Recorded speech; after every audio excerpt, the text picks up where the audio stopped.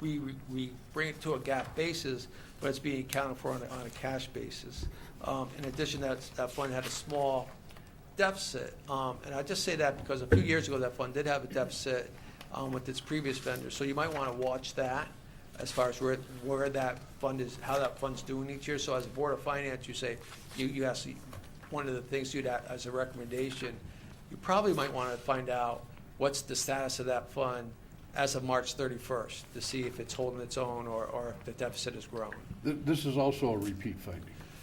Part of it is, but I think the deficit, I think it went into a deficit this year, is the first year. I think the deficit grew a little bit, but it's a repeat fund as far as being on QuickBooks and being on a cash basis. So in the last year, what has changed to get better? With the student school lunch fund, it's still being maintained on the same system. They didn't. Nothing has changed? Nothing has changed. Thank you. Yep.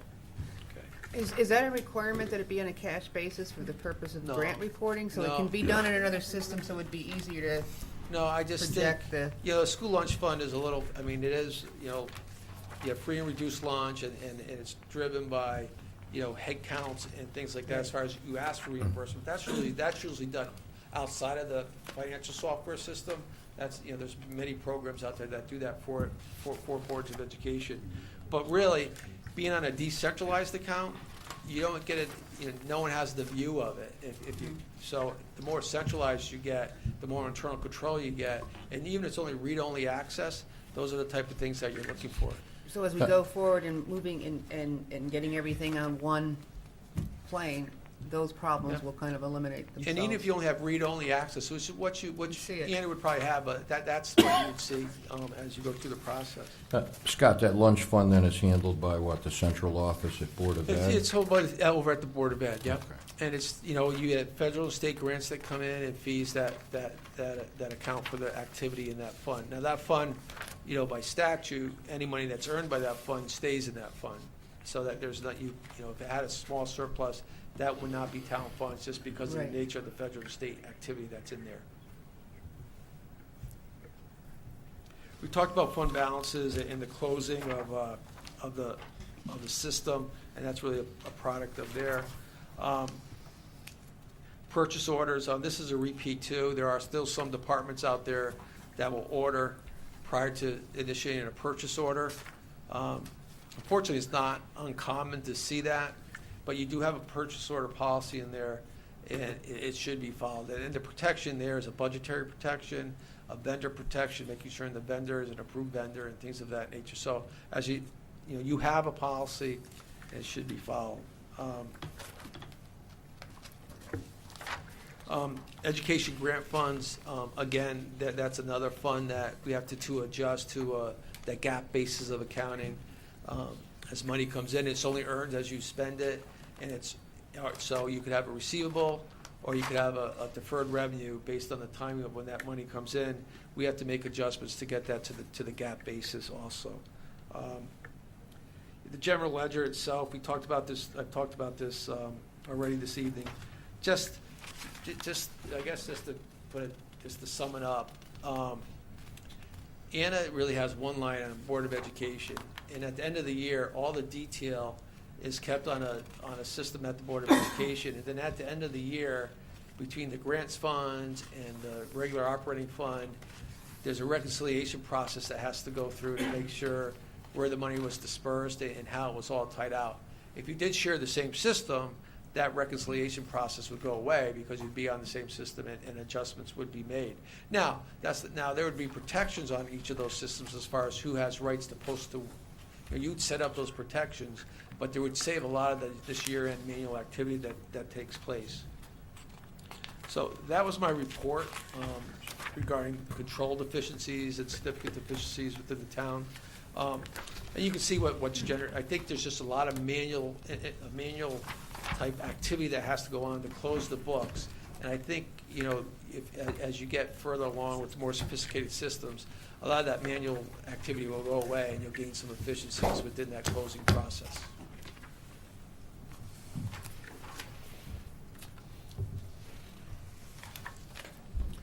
So would it Any be other accurate questions? to say your sort of your biggest area recommendation would be the software upgrade. I do think that's important here. And Yes. these are the other items you recommend to resolve of a lesser nature. Yeah, but I do think that if you went with the software upgrade would eliminate several of these just by in nature, Right. what caused them. Okay. Thank you, Scott. You're welcome. Any other questions for Scott? Would you- Seeing- go ahead. Would you say it's feasible to shave maybe 3 months off the closing process if we were to upgrade? Because Easily. this, Yeah. easily? Yeah. Because, yeah, I mean, this is almost 9 months Yeah, after you would it's- want, yeah, so, I mean, I think this year is a little bit more difficult than in the past years, because we had delivered it last year in the December timeframe, Mhm. but I think there were just some extenuating circumstances regarding, one of the things this year is that drinking water fund, how much was loan, how much was grant, how much was federal, how much was state, so we did a lot of work with that just to make sure that was accounted for properly.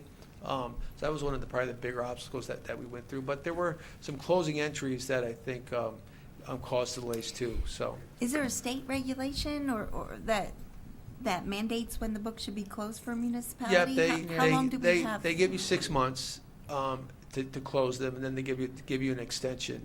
But I just will say this, there's 169 towns out there, and there's a website where when you file electronically. There's probably 10 that are filed before December 15th, and then the rest are filed between December 15th and January 15th. So it's kind of, as auditors, we'd love to see that date be December 1st because we could enjoy the holidays. But Right.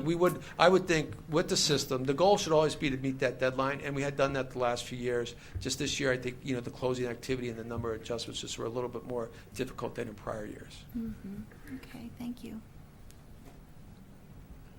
Thank you, Scott. You're welcome. Thank Have you a nice very evening. much. You're See welcome.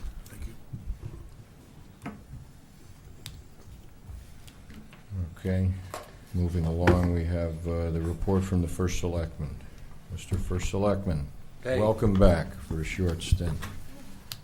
Oh, Hi, Hello. Board of Finance. Within my notes was the software system, so I'm glad that came up tonight. But $100,000 purchase. I'm not counting the man hours. Maybe interns that would be needed, maybe software packages, add-ons that we would need. Base system, $100,000, or with the necessary add-ons. Instruct Anna maybe to look into if they have payment plans, like some of our other financing deals. Maybe there's a way we can move that up in our capital improvement plan by paying 1 year out of 5 this year, and we might be able to squeeze it in this year. There's an obvious need. I think it should be squeezed in this year. because There's an obvious need. This problem's not going to go away, and I think Yeah. it makes it very difficult for Anna, and will certainly help transparency issues, everybody's on the same page. Well, the yeah, people there- that need to see it, There's see a it. transparency issue with the Board of Ed and Well, Anna's I'm not- numbers and I'm all not that. No, saying one or I'm not the talking other. I'm about just saying specific. I'm just saying that to we'd get all with be the on the same program. page, Right. Beth. So we'd all be using the same package. That alone would be pretty Oh, awesome. yeah. And as you can hear from Mr. Bassett, he certainly would appreciate it too. We all would. Do we know what software we want, or are we in the process of evaluating? He did recommend, he did point out one that is used more than others, especially in this state, especially by neighboring towns.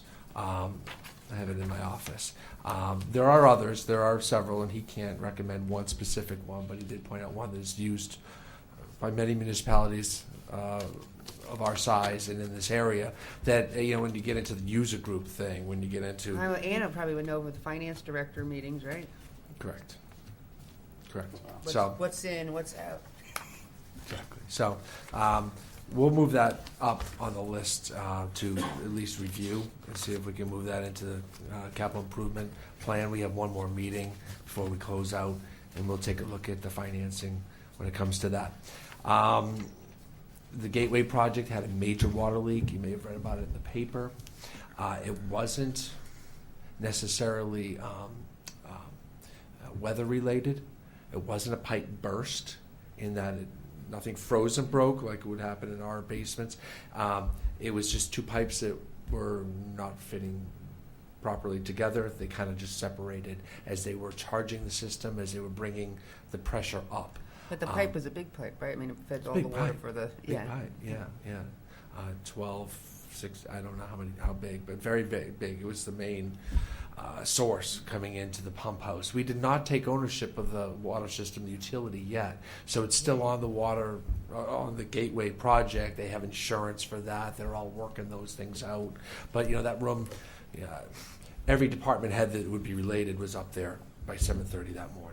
It really was just impressive that our guys were on the job, and they were just up there evaluating, and they've been up on the job ever since, reevaluating and determining what the town's needs are, so that when we do take ownership, we're not taking a liability on. We're taking a good water system on. That pump house is filled with electronics, and those electronics were compromised. They're not sure if they're going to be rebuilt. I think at this point, last I heard, it's going to be all new electronics. But we have now hired an independent firm to protect our interests with all the engineering that will go on up there. So and the developers paying for that as well. So believe me when I say these guys are on it. I mean, it doubles the work for us. We kind of already did the engineering. We kind of already did the review. We already did the meetings. Then this happens, and we're right back on the job again. So very impressive. You should be proud as citizens. I certainly was watching these guys in action. They kept the town's interest in mind. Questions on that? Or is that gonna delay the opening? The one question was a delayed opening. They were supposed to open like March 1st, so now they're talking May 1st. I don't know what that means to the residents that were supposed to move in there. There's many buildings being built. They're building in phases. There's 3 or 4 that are almost ready to be habitable, but I think May 1st at the earliest. When you say we hired a engineering firm to protect our interest, and the Gateway people are paying for it. They didn't choose the electronic. I might be using the incorrect terms. wasn't Uncle Well, Brad I just and want to Joe. make sure that there's people that were hired that the other people are paying for are reporting to us. Yes, Oh, yeah. they are reporting to us. The developers reimbursing us for our costs. That's the best way of putting it, because that's an accurate way. All We right. chose it with the firm. They're reporting to us. And they're They know what reimbursed. we need. You're absolutely right. Okay, thank you. Yeah, it's a good Joe, point. is there anything you'd like to chime in on? Okay, No, it's going very well, but everything was said is okay. what has happened. How much water did we lose? About 1 million gallons, and that was metered, and we'll get reimbursed for that as well. That's all part We of didn't the lose deal. it, we know just where it went. Yeah. Went back into our aquifer, as a matter of fact. So Sure it did. Mother Nature's filter. Do you know what the occupancy rate is of that first building that's going to be, May 1st then? Do I know how many units they have rented? No. Mhm. 20, I heard. Do they share that with you, or? I think it's, the rental office is open, and, probably changes by day. Of course, it'd be helpful if they were open. I think by May 1st, it will change day by day. I think there were 20, I'm almost sure I heard the number 20 at one point, that they were planning on moving in on March 1st that didn't move in. Since I saw you last, we had about 12 more snowstorms. Or so. Our guys are keeping up with it. We had a nice luncheon for the Public Works crews and all the crews, Parks and Rec and Water and Sewer. They all chip in during these storms. We had a nice thank you lunch a couple weeks ago, and it was nice to get them all in one room and be able to say thank you for a job well done. And of course, 3 days later there was a storm. Joe Bergat, pretty awesome at what he does. We're lucky to have him. He was pretty proactive, knowing that, okay, we might be getting toward the end of the storms. What's next is the potholes, right? And if you've been driving on our town roads, you know how bad they are. And there's nothing we can do about them but repair them when we can. So Joe set up a number to report. This is a live pickup during business hours, 8 to 4. It rings downstairs in the Public Works Department. Someone picks it up. If she's busy, someone, the citizen would leave a message of detail. But 691-4118 is the report of pothole line. And we're going to just keep that list going and get out there and get them all done when we can. there was some, I am continuing discussions about regional dispatch. There was a little thing in the paper about me saying, we're going to try to keep it here. We are going to try to keep it here. We're trying to, I'm reviewing that. They have a budget, and there's this regional thing that could happen. There's legislation that's in that first has to happen, enabling legislation up in Hartford that allow 3 towns to get together and form a separate, almost separate municipality like SCARA, like the people that pick up our trash, that the towns would control together, and the people that would work for dispatch would be their employees, the municipal employees. So we would all be sending people, or we wouldn't be at the mercy of another town. We'd all have a say. So that's just in the infancy stage. Lots of discussion, lots of labor issues, and frankly, a lot of costs involved. Startup costs especially. So that's being investigated. And that's all we were doing. I kind of blew up a little bit, and I wanted to make sure everyone understood that that's being discussed. But what we should do is keep our eye on the ball, which is keep our costs down locally and try to find efficient ways to run our dispatch in town. So who from our town is doing that piece of the analysis, representing our interest, whether we should regionalize or not? Buck stops here. Are you actually doing the analysis? We're not quite there yet. Again, we're not even. I remember signing something before I hit out the door, and at that time it was a $50,000 incentive grant to study it. That the COGS, like it was Montville, Waterford, East Lyme, and Salem, and it was no commitment. Right, And so that's how long. And I think it was a grant to the town of Waterford that had the system coming in as part of their, to do that as part of whatever it was, probably a requirement of a grant. Right, So right. Well, at this point, it's a we're long still time ago. kind of just waiting for the enabling legislation to say that it's even possible. And then there's the labor issues. And then we'll sit down and talk about what the costs would be. And we'll get into a deeper analysis at that point. I bring in people smarter than me to look at those numbers. Bill Allen, who's a firefighter, has represented the town at some of those discussions.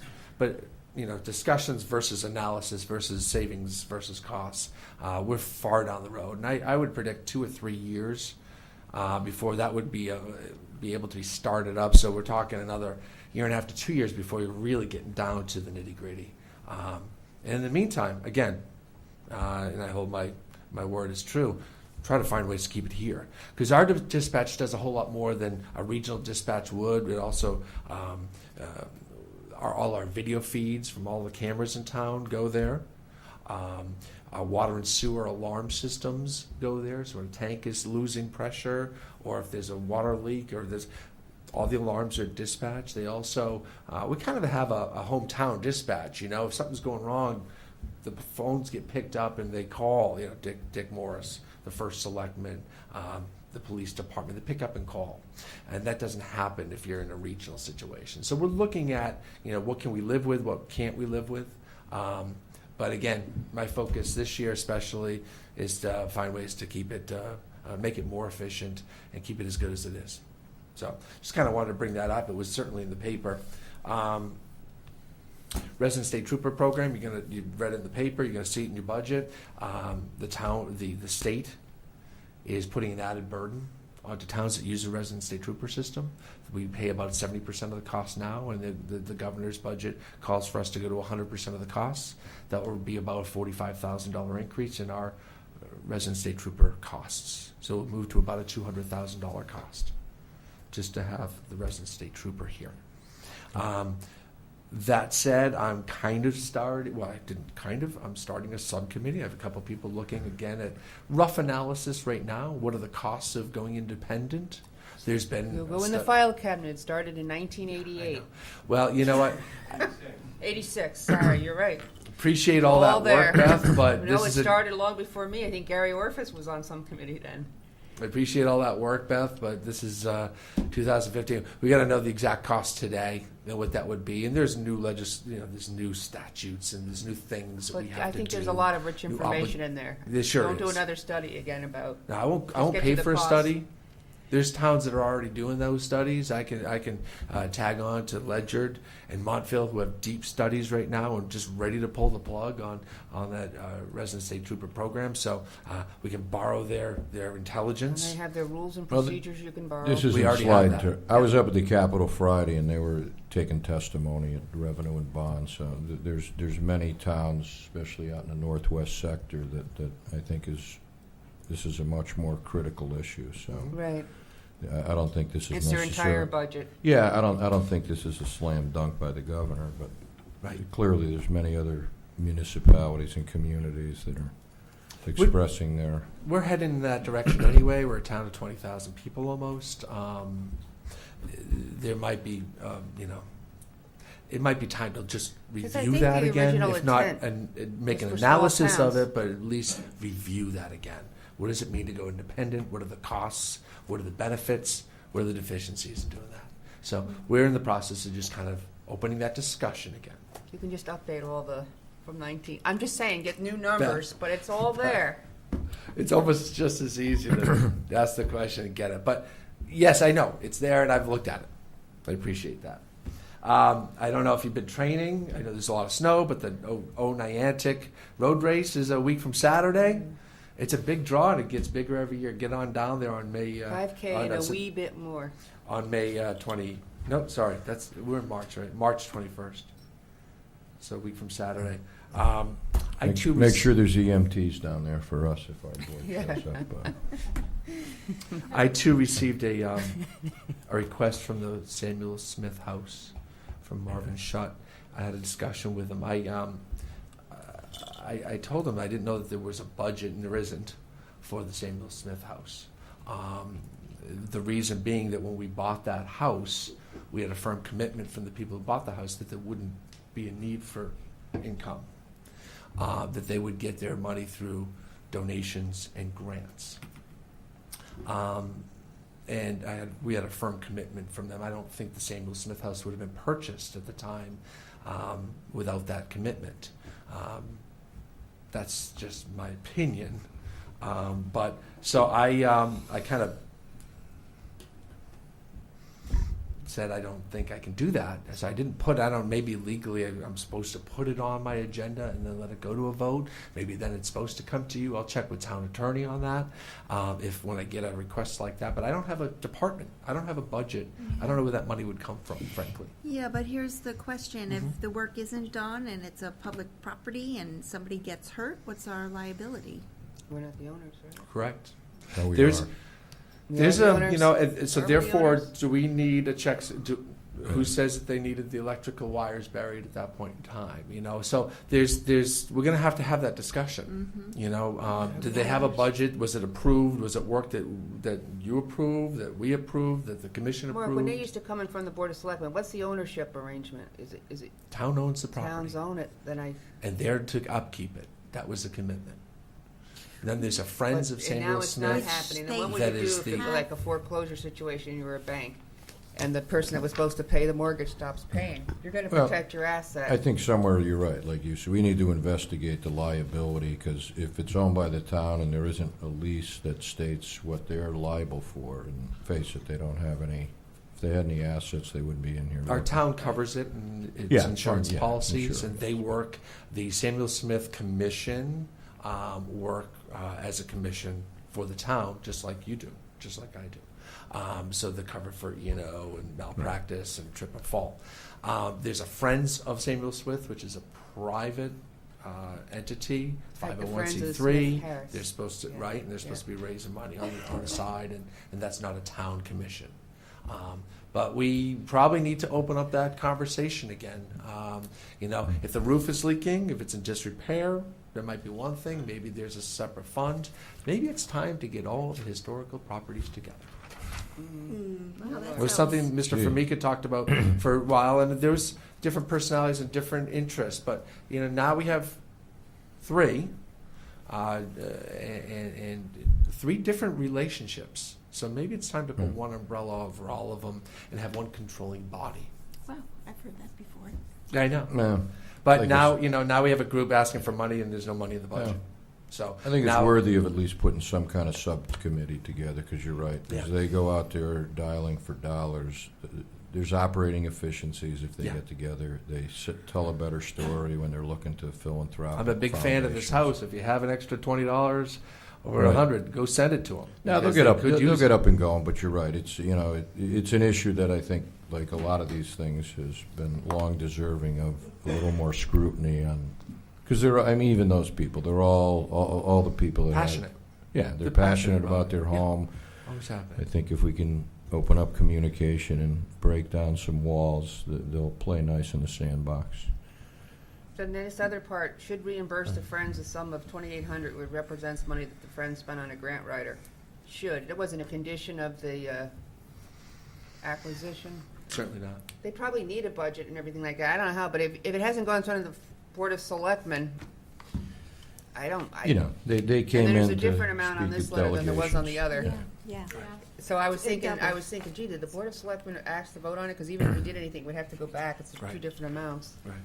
I think it's a cry for help, but you're right. I think, why don't we at least see if we investigate some subcommittee? You and I to- should talk about that. That's fine. Well, like everything else, we have a process. The process before something comes before us goes to the Board of Selectmen. Or they could be The on Board of that Selectmen list. sends it on to us if they agree with it. In the meantime, the condition of that property is such that it's open to the public right now? No, on a limited Right. basis. Very limited touring kind of thing by appointment. I Okay? don't think I think it's still in a place where they're rehabbing it. For Yeah, their my purpose. understanding is they had an insurance company go through and say, And limit yay, access. nay. So they're talking about, I think, an alarm system. They had the building inspector out there. So no, I think from a liability perspective, And then the I fire think it's marshal's out minimal, there. but I think some exists. Go ahead, Ben. But you know what, the Historical Society, just like a list of other organizations, write a letter for request, that's how the Historical Society gets a donation from the town, just like several other organizations, so that's a route, and I think that's what they're referring to, but that was kind of like, they made a request, they make a formal request every year, and it's discretionary. Well, they're the new kid on the block, but like you say, we have 2 already. They exist independently, but when they get in a crisis, I know we We do fix have some them out. porch somewhere, And speaking it's worthy of the of block, discussion. maybe a new approach, or maybe I can Right. sit with them and kind of come up with something. Because, the Sam Smith House is now a reality. It's not someone's Yeah. dream. It's here. We need to support it. I do agree with that. And We even don't if have we a wanted to budget vote for on it, we can't, because Board of Selectmen didn't act. No, I think this And was I just think it's brought. premature anyway, like you said, No. Mark, need to talk to them.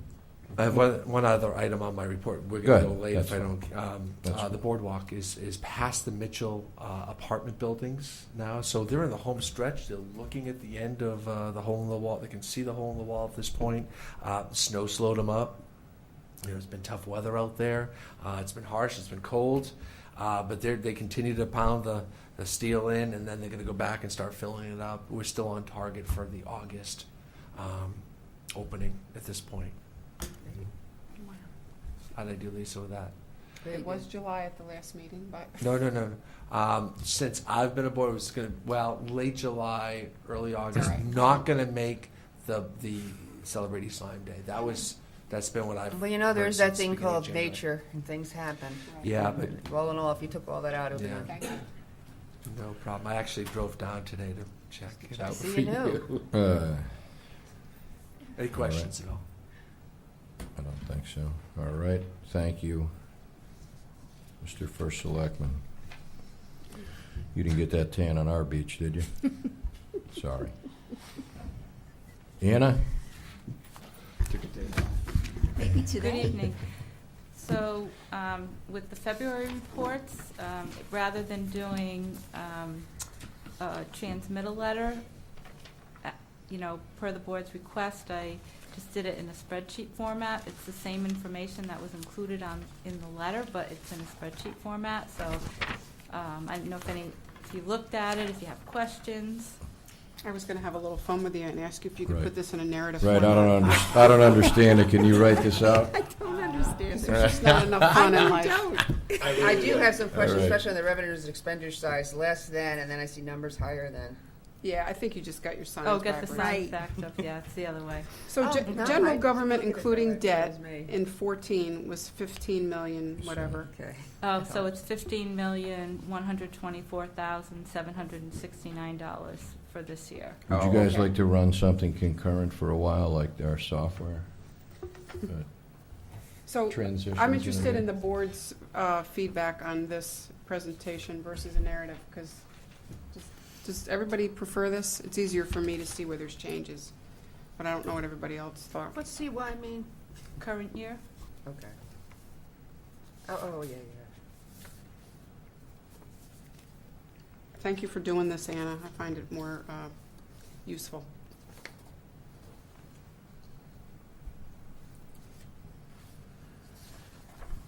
I concur with that. So Beautiful. taxes per month of June of 14 were 2 million roughly. Oh, so help me out with that. So so last fiscal year, at the end of February, in the month Oh. of February, they Yep. collected $1.9 million in Yep. taxes. This year, in the month of February, they collected $3.4 million. Typically, what happens in your collection months, so we more than likely we collected less in January this year than we did last year, comparatively, Mhm. because it's all in the timing of when the money comes in. And most of the funds come in the last week of the month, whether it be collections in July or collections in January. So it just depends on how much money gets to the bank, either on January 31st or February 1st. So Okay. they Yeah. kind of flip-flop like that. Look at every the year. year-to-date, right? With that discrepancy between those 2 months, they're both at 98.64 and 98.4. So to Anna's, it's timing, but we're still at We're still at the right time. 98.5, which is a good collection, right? Yeah. So how are we handling all the overtime with the storm issues? I mean, that has to be hitting our budget quite a bit. Do we have some sense of the impact? Well, we are overexpended. However, in discussions with Mr. Bergaw, he does have a plan in place for his budget, to make it work within the departmental budget. What we will be doing is using the town aid road funding that we receive to help subsidize the snowstorms. So what would we have used that town aid road funding for? To do Rebuilding road repairs type rather than snow removal. It was last year that became allowable, right? No, that's been It's part of, always been? it's been that way for quite some time. Okay. So pothole repair and all of that, are we going to be okay with that? That sounds pretty extensive too. Well, I believe Mr. Bergaw is here, so he could probably get up at some point and give you Okay. more detailed information Well, on this that. always, we put $500,000 every year into fixing roads. True? Are you talking about the bond funds? Yes, That's 900,000. 900,000. Yeah. Right. So that's over and above the town aid roads. That's correct, Okay, yes. just wanted to ask, because this has been a hard winter, and I just want to understand how that's impacting us, but if we're good, we're good. Thanks. Does anyone else have any questions? I would just comment, I've gone through the budgets, the revenues and the expenditures, at the end of February, and looked at where I estimate we'll be at the end of the year. I have identified several accounts that will need attention, from possibly not from within their own budgets, but I do have a plan for how I can make up the shortfalls within other areas of the budget. The town clerks, the assistant town clerks, as you know, our town clerk is ill, and so we've had. Anna, are you reading off something Yeah. that you? You didn't give us this. Okay. No. All right. I just have notes for myself. See, she's kept her narrative. Yeah, okay, so, we've had a part-time employee, staff member in that department working full-time. Previously, she was working 25 hours a week, now she's working 37 and a half hours. And then we're also paying each of the staff members a 5% hourly rate bonus for picking up the slack, if you will. So I'm expecting that account to be in the $12,000 range over budget. The town clerk's operating budget is relatively small, so I do not believe we'll be able to make it up from within the budget. And the other area is workers' comp insurance. We will be over budget there. And the reason for that is we had to pay a MRMA subsidy this fiscal year that we didn't plan for. So that's caused us to go over budget. Was that just a subsidy that, It's an assessment. okay, so you because never know what the assessment's going to be It's based on the done. record? Okay. They closed out the MRMA fund, so we're done with that. Okay. And the legal accounts, we were tracking very But well. how much would that subsidy be for that line? It was about 17,000. Okay. Then, in addition to that, our legal accounts had been tracking very well. However, after I did the analysis at the end of February, I do believe that most of them will be overexpended. But that's just tracking based on what last fiscal year's expenditures were from March through June. So I'll keep watching that every month. I think you had that in your other, I the did, printout, yeah. 112%. And our unemployment compensation, we're looking at upwards of a $20,000 deficit, and that's because we've Yeah, had I think you told us, that some gentleman.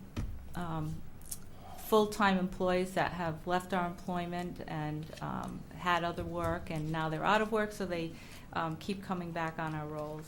And the other area would be police overtime. The part-time firefighters in the Flanders department. I'm gonna get the chief in to discuss this with him, because I'm looking at that being over $11,000 overexpended at the end of the year. However, the overtime in that department is tracking under budget, so I believe we'll be able to handle that one within the budget. Do you have a number for the police overtime, an estimate? Probably $39,000-$40,000. Now, is that a result of the threat that was made at the school, or are there other issues going on? I mean, Actually, the issue with the school, we were going to bill the Board of Ed for a portion of that overtime.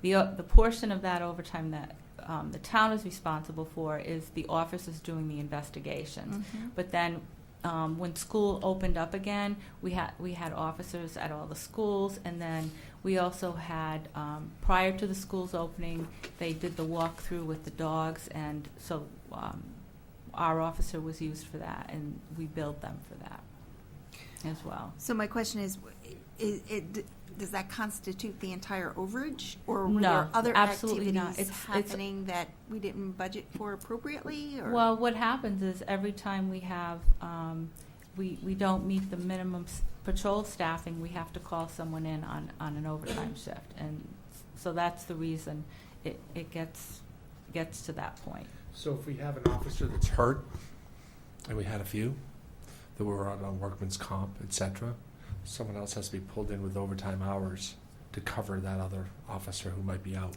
Say it says 3, right? 3 minimum? It depends Per on the shift? shift, it depends Yeah. on the time, and it depends on the day. So that's where the overtime can add up, is if we're short-handed. Unanticipated leaves for whatever reason.